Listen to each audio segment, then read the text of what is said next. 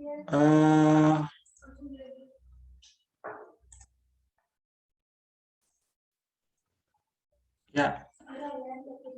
ini kita lihat dulu jadwal kita.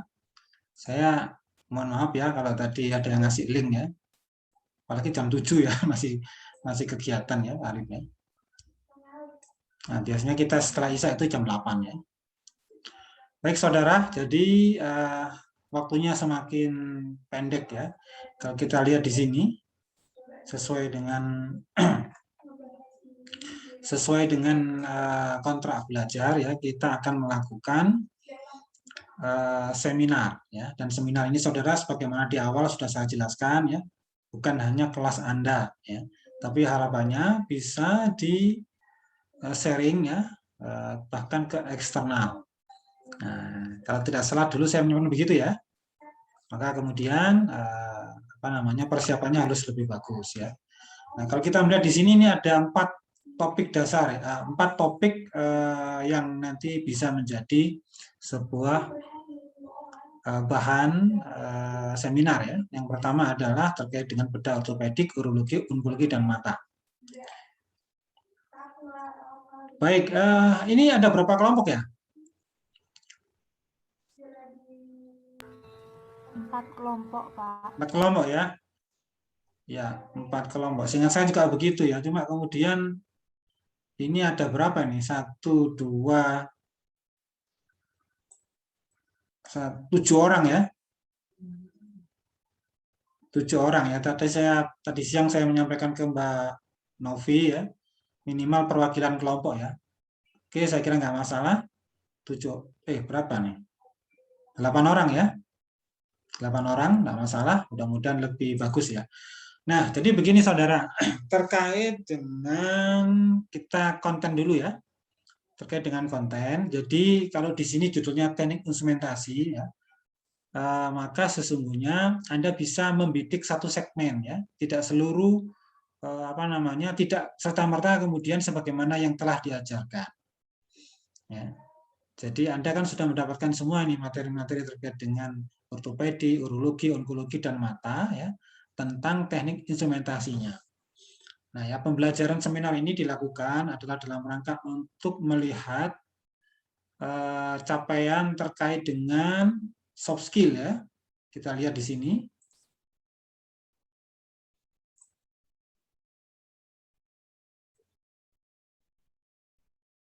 Nah, ya.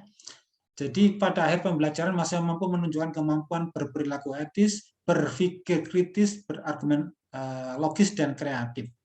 Ya, kemudian berkomunikasi, ya, kerjasama dengan tim, ya, itu saya kira tidak bisa ya kecuali kita melakukan diskusi dan seminar ya. Kemudian juga ada analisis menyelesaikan masalah.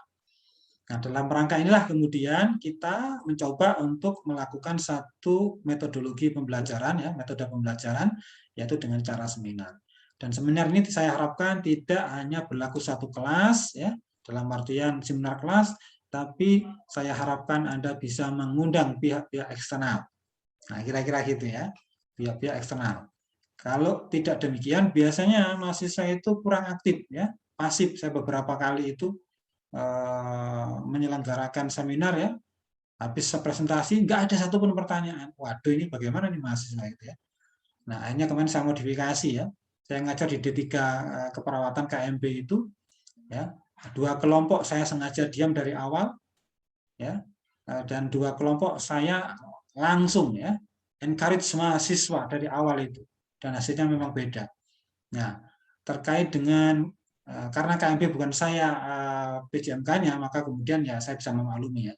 Nah, ini kebetulan PO2 ini adalah saya, maka kemudian saya menginginkan agar mahasiswa bisa mencapai ini. Anda lihat ya, Anda bandingkan dengan RPS atau kontrak belajar mata kuliah lain, apakah ada ini atribut soft skill?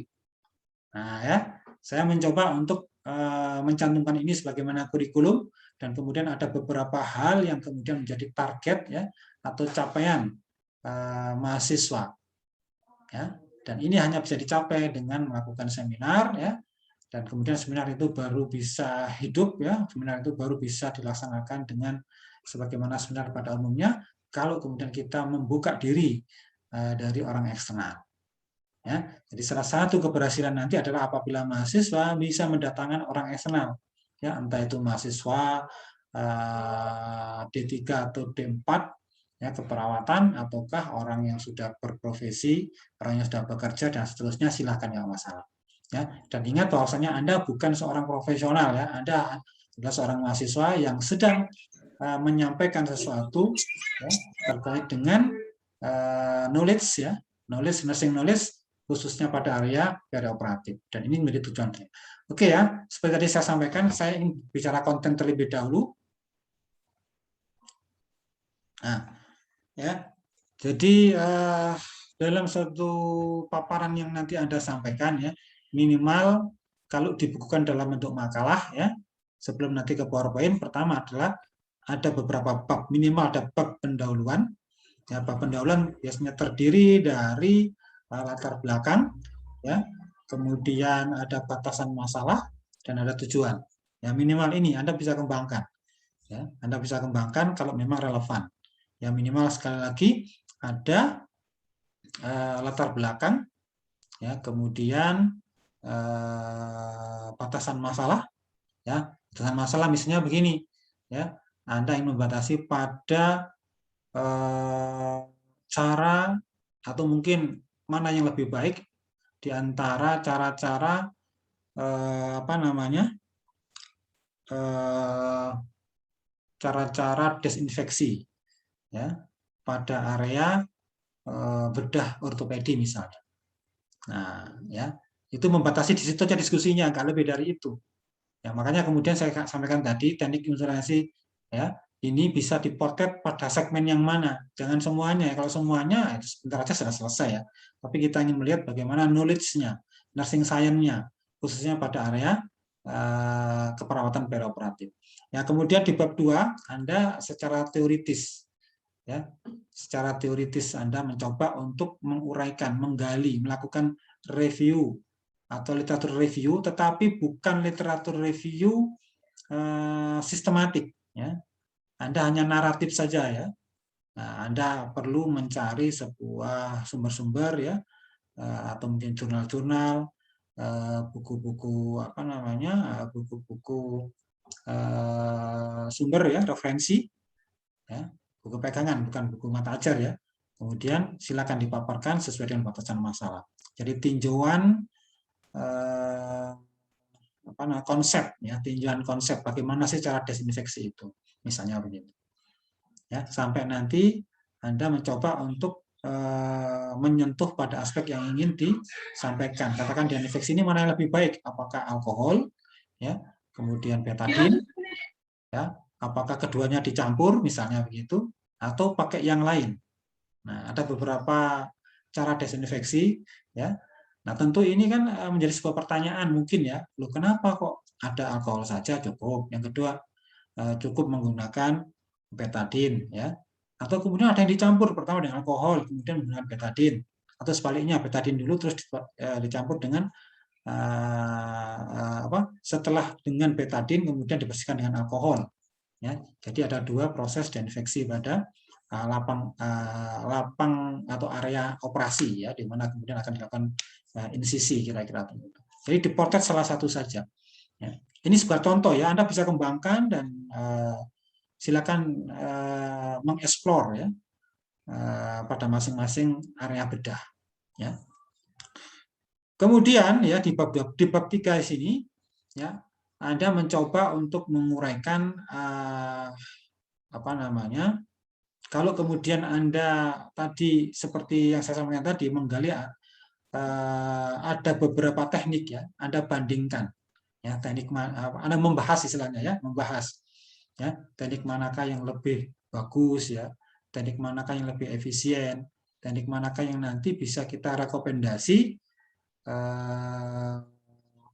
sesuai dengan batasan masalah, ya, pada area bedah tertentu, mana yang bisa kita rekomendasi, dasarnya apa. Nah, harapannya adalah bahwa dengan melakukan studi literatur itu, ya, kita memiliki, ya, memiliki evidence begitu, ya, evidence base, ya, untuk bisa kita terapkan. Nah, kadang-kadang kita itu ditanya, kenapa menggunakan betadin, kenapa menggunakan alkohol, kenapa dicampur? Ya, itu karena rutinitas. Karena di ruangan seperti ini, Pak, misalnya. Bahkan kemudian ya karena memang dokternya minta seperti ini, Pak. Ya. Jadi di rumah sakit itu ada beberapa kamar operasi, ya. Kamar operasi mungkin 1, 2 sampai berapa begitu. Kemudian dikhususkan kamar 1 adalah untuk operasi katakan ortopedi, kamar 2 untuk urologi, kamar 3 untuk onkologi dan seterusnya ya, sesuai kebijakan rumah sakit. Nah, ternyata antar ruangan itu cara desinfeksinya itu berbeda. Nah, ini yang menjadi bahasan di bab 4 ya. Jadi kalau bab 2 adalah tinjauan konsep ya atau teoritisnya bagaimana. Yang ketiga adalah membahas persoalan yang ada pada batasan masalah. Nah, kira-kira begitu. Ya. Kalau saya contohkan tadi, kita bahas desinfeksi, maka silakan dieksplor, silakan dibahas ya. Baik itu implikasinya terhadap pasien ya, terhadap infeksi dan seterusnya pada masing-masing teknik desinfeksi itu, dan kemudian membandingkan mana yang lebih baik. Ya, tentu yang lebih baik adalah sebuah pilihan yang nanti yang bisa kita rekomendasi kepada rumah sakit yang memiliki kamar bedah, kan begitu. Harapannya begitu. Dan keempat adalah kesimpulan. Ya, ini secara konten semacam itu. Ya, jadi sekali lagi ada 4 bab pendahuluan, kemudian bab tinjauan konsep, ya, teoritisnya bagaimana, ketika adalah diskusi atau pembahasannya, ya Anda menyajikan barangkali perbedaan-perbedaan itu dan kemudian diambil mana yang kira-kira terbaik, ya. Kemudian yang terakhir adalah bab kesimpulan, ya, penutup, ya, kesimpulan dan saran, ya. Disimpulkan bahasanya itu misalnya kalau ternyata penggunaan 2 metode desinfeksi, ya. Jadi betadin terlebih dahulu, kemudian dengan alkohol, ini memberikan efek yang jauh lebih bagus, ya. Anda sebutkan apa itu? Oh, ternyata kejadian infeksi pasca operasinya rendah misalnya. Ya. Terus apalagi? Ya, misalnya kalau betadin itu memiliki efek yang iritasi, ya, misalnya, apakah dengan dicampur dengan alkohol itu setelah bisa meredam, bisa menurunkan tingkat infeksinya atau bagaimana, atau bisa menyebabkan iritasi kulit, ya, dan seterusnya. Silakan, ya. Jadi dieksplor sedemikian rupa sehingga kemudian menjadi sebuah rekomendasi, ya. Kalau sudah kita lakukan studi, ya, pada area itu, dan kemudian kita bisa melihat mana yang jauh lebih baik, ya, maka itu yang kita rekomendasikan, ya. Jadi sekali ada 4. Kemudian saudara, nah terkait dengan bedah di sini, ya, ada bedah ortopedi, bedah urologi, bedah onkologi, dan bedah mata, ya.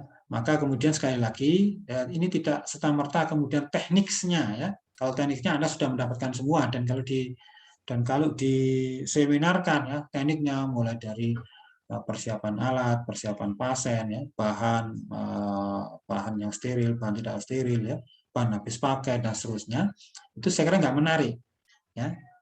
Nah, makanya kemudian saya minta Anda untuk melihat aspek atau segmen mana yang kemudian Anda ingin coba bahas. Ya, seperti tadi, ya, ini aspek desinfeksi. Mungkin ada yang lain, mungkin aspek yang katakan pada urologi misalnya, ya, aspek urologi, ya, dengan penggunaan alat yang canggih, ya, ataukah dengan yang manual saja misalnya. Nah, misalnya ingin melakukan operasi prostat misalnya, ya, kan ada banyak cara tuh.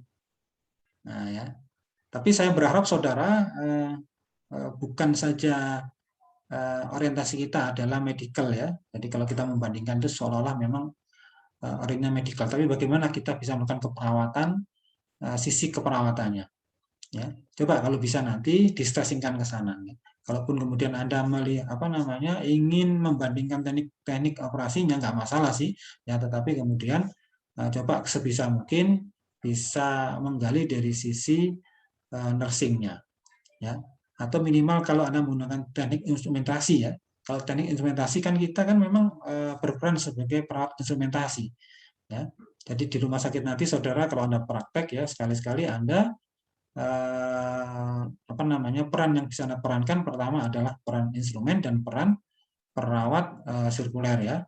Kalau anestesi sepertinya tidak memungkinkan untuk diperankan ya, meskipun secara konsep ya perawat bedah itu ada 3 macam ya, perawat bedah itu 3 macam. Namun kemudian tapi secara praktis di lapangan nanti ya, kalau Anda berkesempatan praktek atau kemudian mengambil sebuah magang gitu ya, maka cuma 2 saja, yaitu perawat instrumen dan perawat sirkuler. Nah, pada area itu silakan Anda mau bidik apa, ada persoalan apa dan seterusnya, ya silakan ya. Jadi sekali lagi bukan teknik instrumentasi bedah ortopedi ya. Nah, kalau itu saya yakin tidak menarik untuk diseminarkan. Nah, saya kira demikian ya. Baik saudara, saya kira begitu awalan dari saya. Silakan sekarang kalau ada pertanyaan, silakan kita diskusi. Jadi banyak nih. Oke, silakan ya. Kemudian teknisnya ya sekali lagi untuk nanti seminar ya waktunya ini saya kira sangat sudah kurang 2 minggu lagi ya. Tapi saya kira masih memungkinkan untuk disiapkan ya. Setelah Anda buat makalahnya ya, kemudian jangan lupa membuat PowerPoint-nya ya untuk bisa ditayangkan. Nah, ini kepada masing-masing dosen yang mendampingi, mohon nanti dikonsultasikan ya agar kemudian mendapatkan masukan yang lebih baik ya. Ingat sekali lagi, harapannya Anda bisa mengundang eksternal ya, sehingga persiapannya jauh lebih baik. Ya. Baik, silakan kalau ada pertanyaan.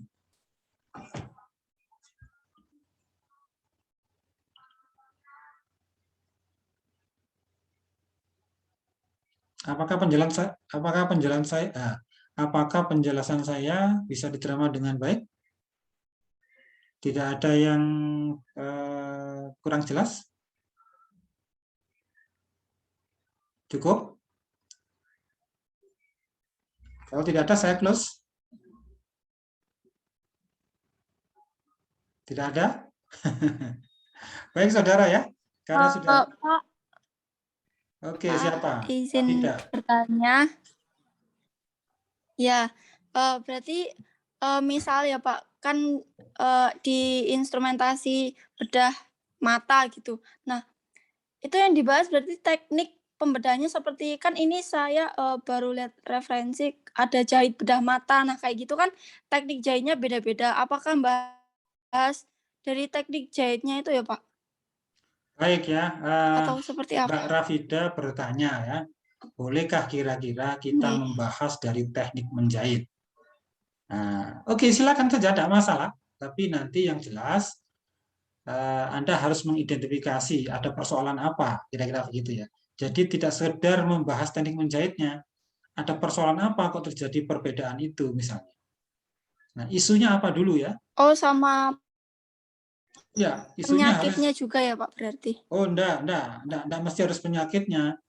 Ya, jadi seperti saya sampaikan tadi ya, saya melihat ternyata jadi pengalaman saya dulu ya, ketika saya melakukan magang di rumah sakit, saya melihat setiap kamar bedah itu punya teknik desinfeksi yang berbeda. Nah, pertanyaan saya kenapa? Kan begitu. Kenapa kok berbeda? Nah, selidik punya selidik ternyata ya tidak ada alasan saintifik ya, tidak ada alasan ilmiah yang saya terima sehingga menggugah pertanyaan ya, manakah yang lebih baik di antara sekian banyak metode desinfeksi itu? Ya. Jadi antar kamar itu berbeda ternyata, kan aneh ini. Lawang desinfeksi aja kok berbeda, kan begitu. Harusnya kan nggak berbeda, namanya standar SOP itu kan harus sama. Nah karena ada perbedaan inilah kemudian menarik untuk di review ya, kira-kira alasan apa ya kita mencari bukti mana sih yang lebih baik ya, apakah betadine saja, apakah alkohol saja, apakah kombinasi keduanya. Nah, dengan begitu nanti apa yang kita lakukan itu berdasarkan bukti dan itulah yang kemudian seringkali kita sebut sebagai evidence based practice ya, praktek berbasis bukti. Nah, sama dengan pertanyaan Mbak Rafida tadi, ini ada teknik menjahit berbeda-beda di mata kan begitu. Nah, pertanyaannya kenapa harus berbeda-beda kalau kemudian tujuannya itu sama, ya kan? Menjahit pada mata. Tujuannya adalah ya agar area yang telah dioperasi itu ya bisa menutup ya dan bisa terjadi penyembuhan. Ya. Ya, tidak terjadi prolap ya, isi bola mata misalnya. Kan itu intinya kan itu. Kenapa kok terjadi berbeda-beda? Berarti ada sesuatu yang kemudian harus digali. Ya, perbedaan itu pasti ada plus dan minusnya ya, atau ada sesuatu yang sisi yang apa namanya yang terbaik ya dari sekian banyak metode itu. Nah, silakan kalau memang Anda ingin mengarah ke sana, silakan. Tetapi ingat ya, yang kita lihat adalah tujuan tadi itu ya, atribut soft skill Anda. Apakah dengan Anda mendiskusikan itu, ya, Anda bisa berargumen ketika kemudian nanti muncul isu yang isu ya atau pertanyaan lah ya, bahasa kita pertanyaan, tapi kalau kita baca isu ya, muncul isu kemudian Anda bisa mengolah itu misalnya. Ya, jadi benar atau tidaknya itu urusan kedua. Ya, tetapi bagaimana Anda bisa mencapai capaian soft skill itu yang kemudian menjadi tujuan saya. Dan itu kalau kita terapkan hanya satu kelas saja, biasanya mahasiswa kurang semangat. Ini pengalaman saya, wis, ya, kurang semangat.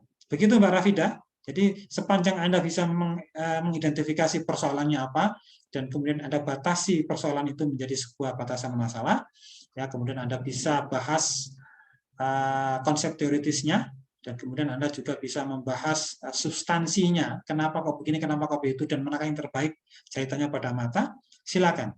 Ya, sesuatu yang menarik ini ya, kalau kemudian memang ditemukan metode yang jauh lebih efisien, efektif ya untuk pasien mata, ya, tentang kekuatan jahitannya mungkin mencegah terjadinya komplikasi pasca operasi dan seterusnya, ya tentu ini poin bagi Anda, kira-kira begitu. Baik, semoga bisa menjawab Mbak Rafida. Loh, mana Mbak Rafida? Kok nggak ada?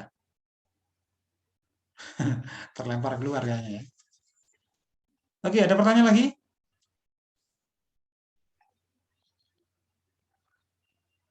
Ada pertanyaan lagi? Izin konfirmasi Pak, berarti kayak kita nyari perbandingan mana yang lebih baik, terus sama kayak nyari tren isu gitu ya Pak ya? Iya, jadi sebenarnya ya ini masalah ini saja ya, masalah sharing ilmu saja. Ya, dan sharing ilmu itu pasti ada topiknya, ada batasan masalahnya. Coba Anda ikut webinar ya, pasti ada topik masalahnya apa. Nah, kira-kira gitu ya. Begitu Mas Mas Aul ya, Mas Maul. Baik Pak, terima kasih. Oke, sama-sama. Silakan kalau masih ada pertanyaan. Tidak ada, cukup. Baik saudara, kalau tidak ada ya, semoga Anda bisa menyusun ya dalam waktu 2 pekan ini ya. Saya sebenarnya dulu berharap Anda lebih awal ya, tapi ternyata memang apa namanya, sepertinya Anda lebih siap setelah ini ya. Jadi sekali lagi Anda setelah menyusun makalah, Anda konsultasikan ya minimal sekali saja ya ke masing-masing dosen yang ada petunjuknya nggak di sini tadi? Bentar ya.